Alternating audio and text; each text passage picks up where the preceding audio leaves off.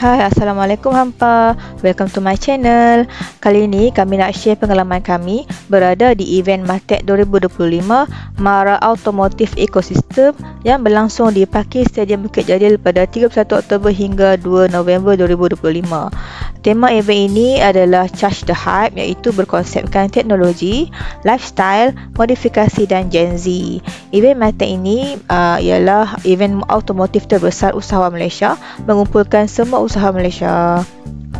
Jadi jom ikut kami tengok apa yang ada dalam event ni.